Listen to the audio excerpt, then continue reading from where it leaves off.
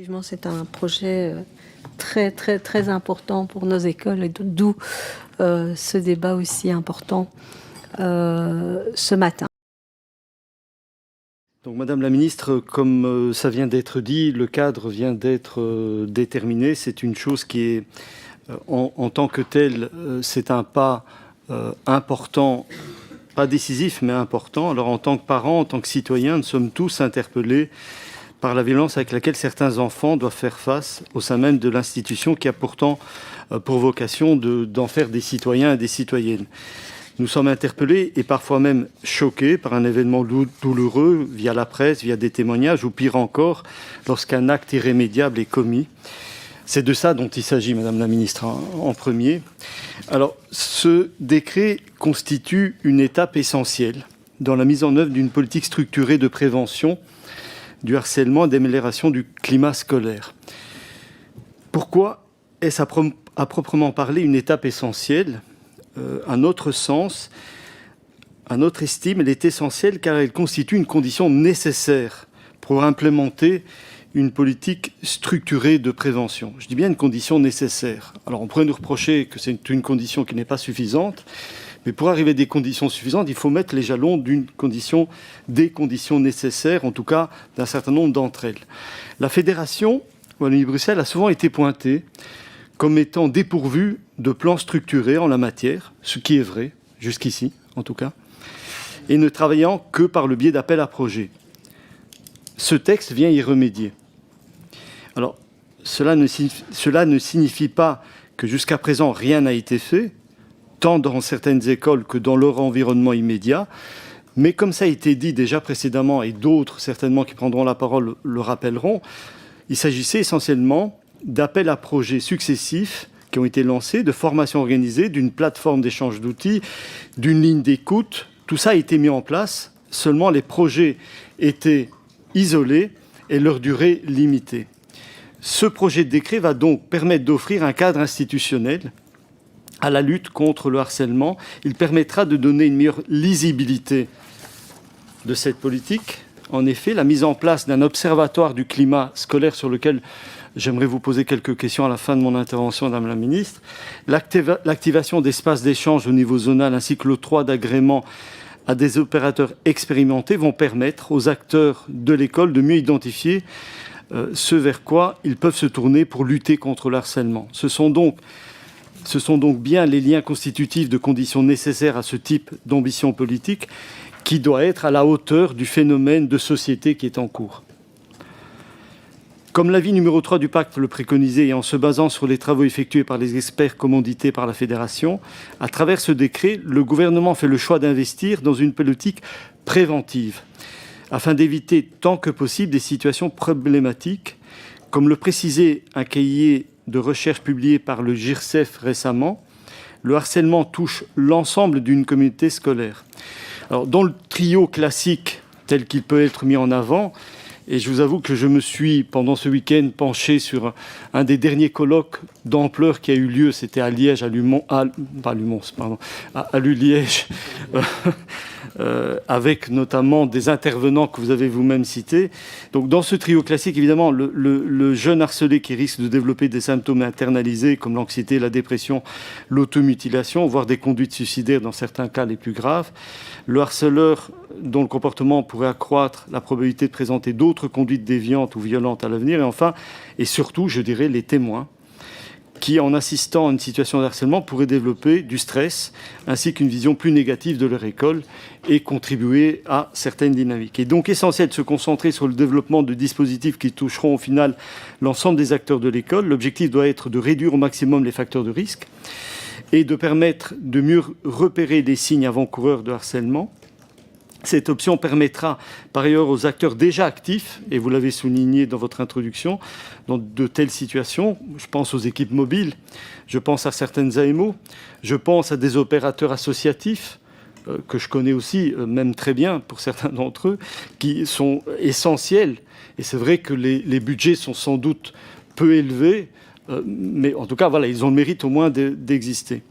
En outre, rappelons les budgets mobilisés dans le cadre du plan de relance européen pour venir en soutien au CPMS, pour renforcer le soutien psychosocial des jeunes. Un travail a également été accompli par vous, Madame la Ministre, afin de renforcer les liens entre les différents opérateurs de santé mentale, afin que les élèves puissent bénéficier de psychologues financés par des subsides dégagés par l'échelon fédéral. Et c'est un élément qui est tout à fait fondamental, puisque les budgets ont été triplés pour atteindre plus de 150 millions. Un véritable travail de réseau structuré est essentiel pour asseoir au maximum la prévention et coordonner certaines interventions. Il sera essentiel de poursuivre ce travail de coordination entre les niveaux de pouvoir ainsi qu'entre secteurs de la Fédération Wallonie-Bruxelles.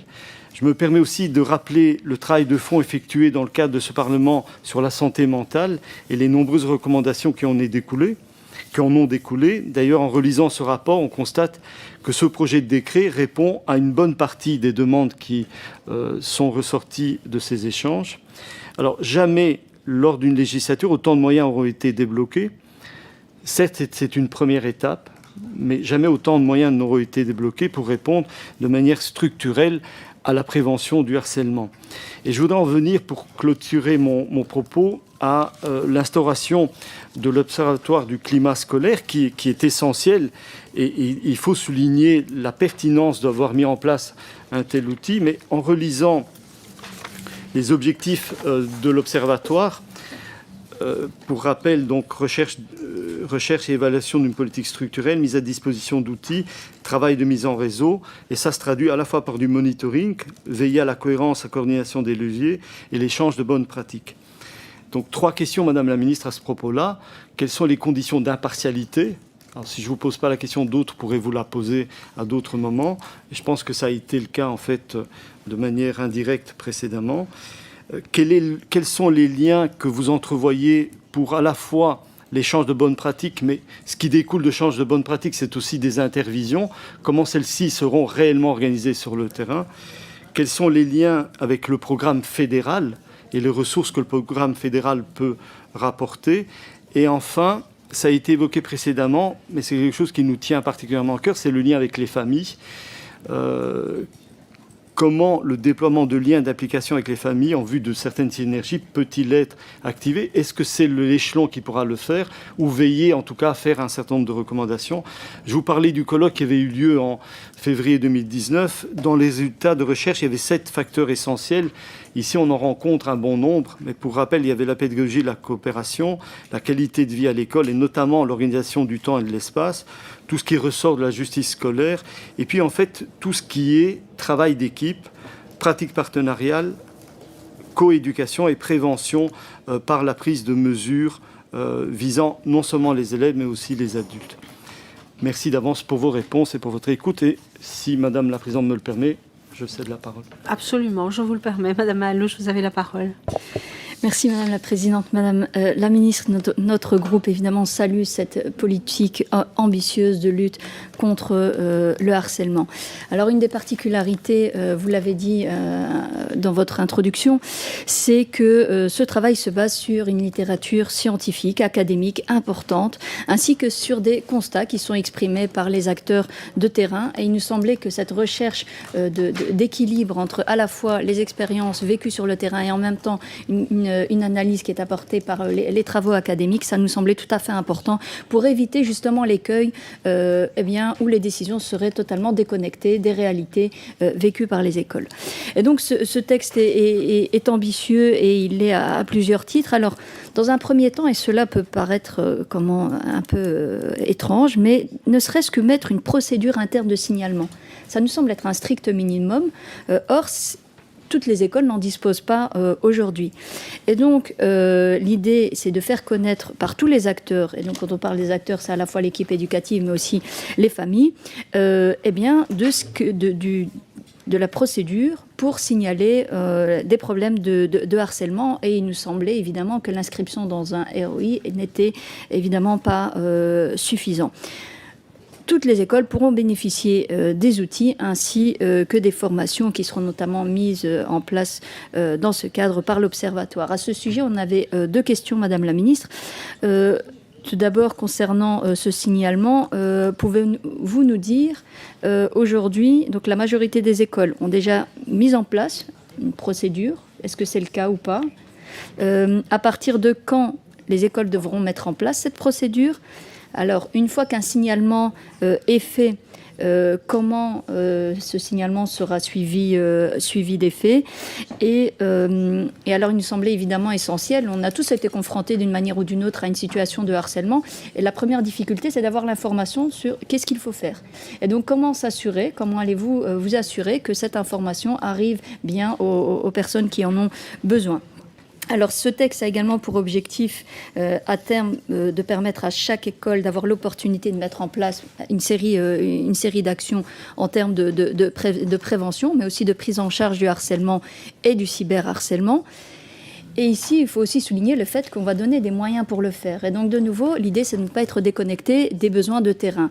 Ce n'est pas une mesure qui viendrait d'en haut et qui s'appliquerait de manière unilatérale vers la base.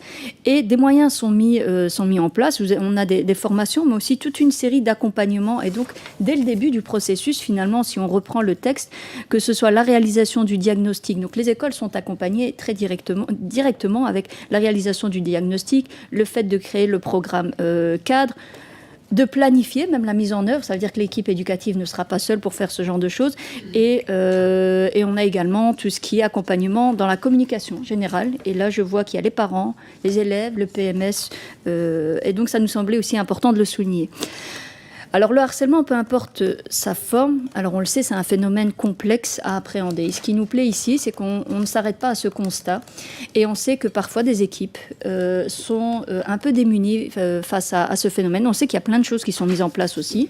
Comme vous l'avez indiqué, avec finalement des retombées qu'on a du mal à évaluer. On sait que certaines le prennent à bras-le-corps, mais on a aussi des situations où la situation paraît tellement complexe que finalement on se demande s'il faut vraiment intervenir et s'il faut le faire, jusqu'où il faut aller. Et donc pour nous, ça nous semblait tout à fait essentiel d'avoir un cadre minimal que chaque école devra suivre, dans laquelle, bien sûr, parce qu'on y tient aussi, on va prévoir une marge de manœuvre, parce que évidemment la réalité d'une école n'est pas l'autre, et puis ça permet aussi de garder l'autonomie des écoles.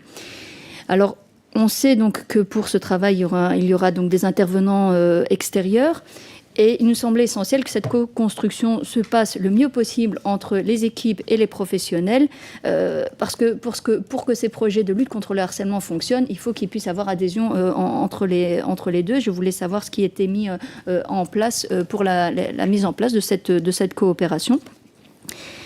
Et alors, un dernier mot sur le nombre d'écoles sélectionnées. Donc vous avez cité le nombre de 400, et puis on va commencer par 200 et ensuite 400 écoles.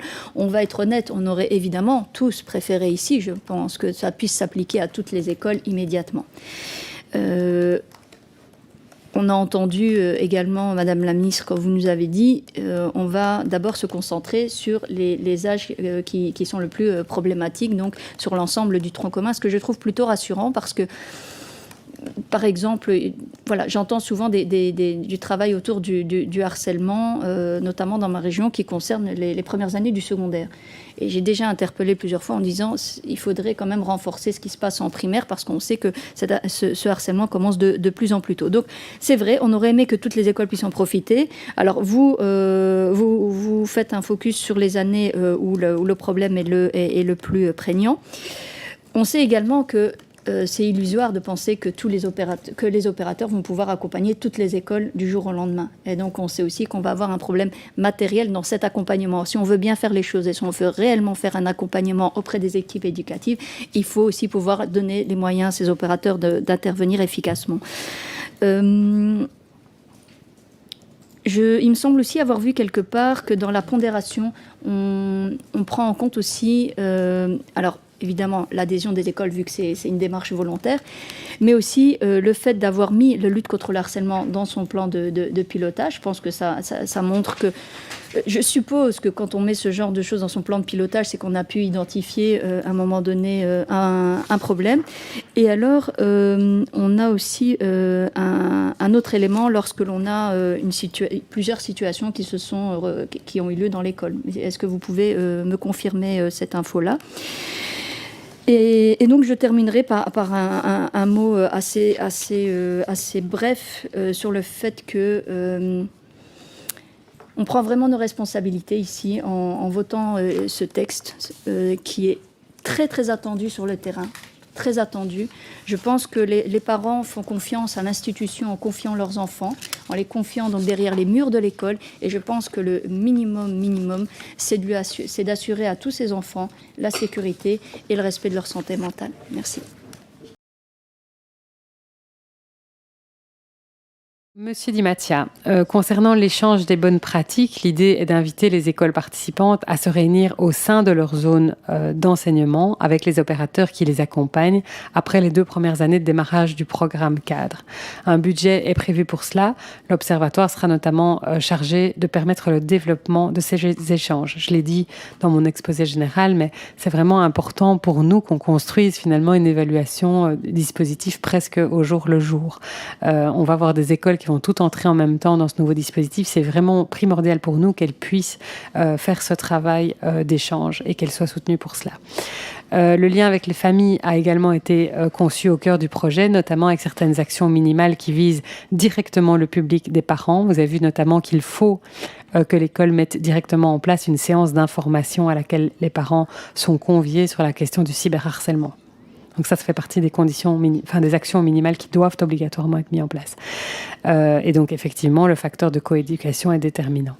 Quant au lien avec le programme fédéral, là encore, la politique structurelle permet de s'y articuler sans grands aménagements, dès lors que des services de première ligne pour lesquels les moyens du fédéral peuvent intervenir pourront compter parmi les partenaires d'une école qui développe un programme cadre, dont le CPMS décide de s'investir plus avant dans le programme.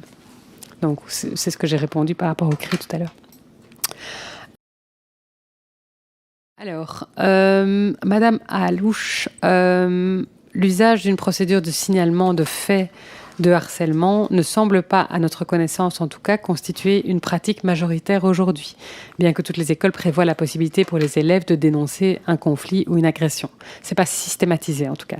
Avec ce décret, les écoles auront donc l'obligation de disposer d'une procédure adéquate pour les situations de harcèlement à partir de la rentrée 2024. Je l'ai dit en réponse à Madame Chin, ce délai a pour but que les écoles ne doivent pas agir dans la précipitation. On est déjà proche de la rentrée de septembre 2023 et qu'elles puissent procéder à une révision de leur ROI dans les meilleures conditions. Vous avez vu que par ailleurs, on a fait un guide ROI, donc c'est peut-être l'occasion aussi pour les écoles de faire un nettoyage de leur ROI de manière plus générale sur la question des sanctions ou d'autres choses. Donc en fait, elles peuvent en profiter pour rajouter un élément sur la procédure de signalement. Ce sera peut-être l'occasion d'agir de manière plus large. Donc on a préféré leur laisser un peu de temps.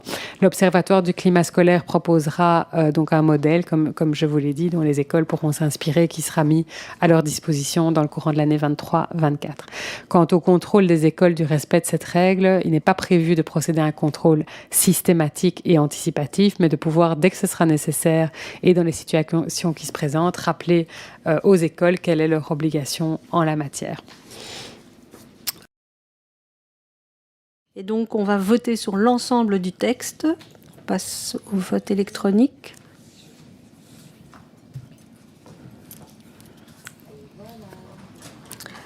Voilà.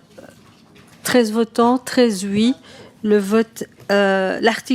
projet de décret climat scolaire est adopté. Je pense que c'est une avancée, Madame la Ministre, pour toutes nos écoles et pour la suite, en tout cas, des événements. C'est un moment important aussi. On en a vécu quelques-uns ici, mais celui-ci est important pour, je pense, l'ensemble des groupes politiques ici autour de la table. Je vous remercie.